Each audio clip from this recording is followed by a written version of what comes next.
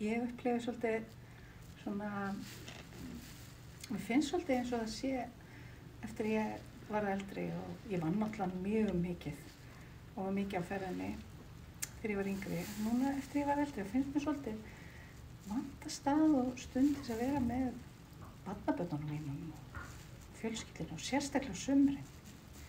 Það er eins og félagsstarfið og svona allt sem ég gerir með mínum jafnöldrum, þeim fækkar nú reyndar ört, að það sé svolítið, já, það verður svolítið lítið spennandi á sumrin.